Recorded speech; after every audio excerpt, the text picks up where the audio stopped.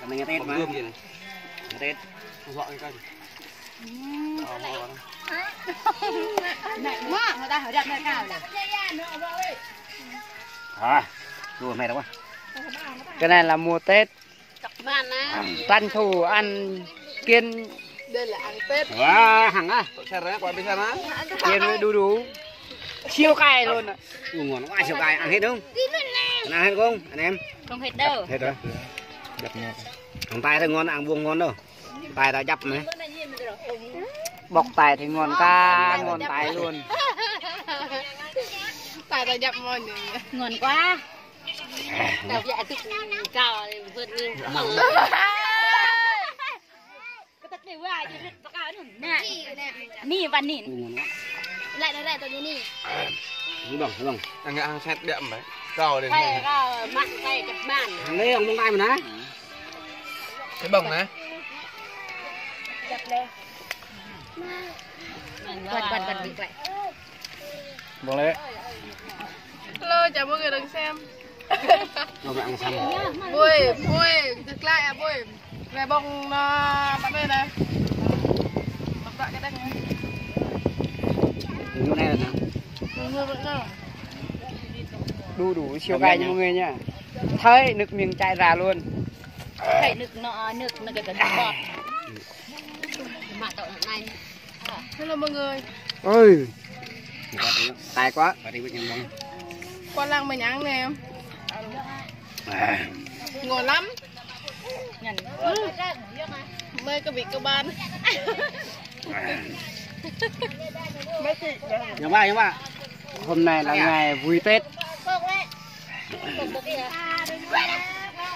Vui virus lo ăn cái này nó cay để. Virus corona.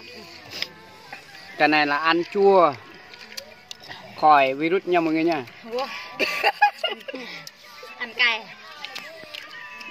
Thật mình nói thật thì thật thôi.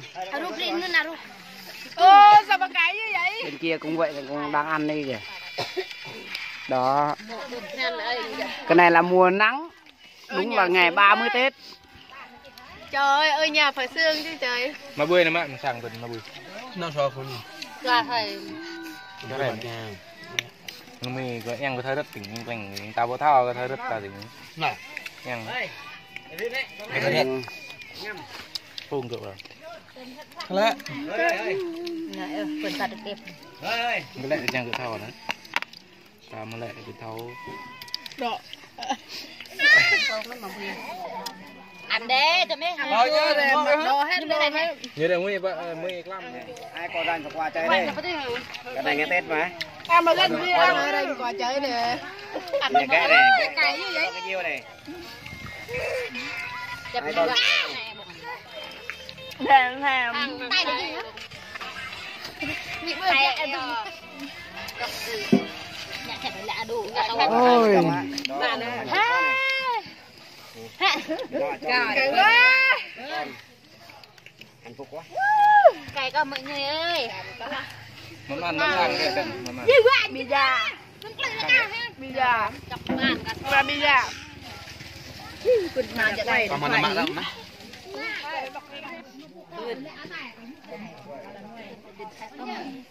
Mấy tỏi ăn này.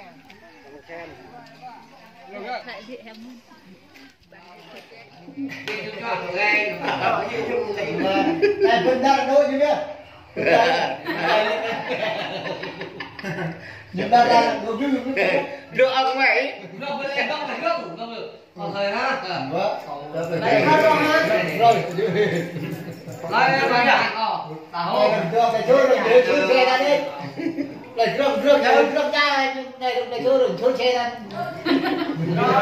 Ayu, chơi xe phượt. Bia đấy. Này. Có kìa.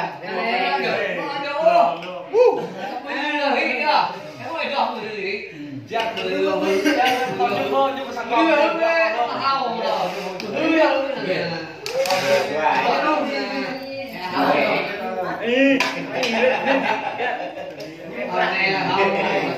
em kìa em ra lại lùm lên lại lại đâu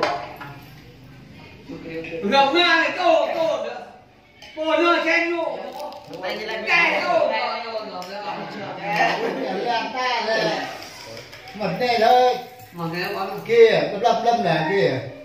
Một này sao hơn, một này. bom lên. Ừ.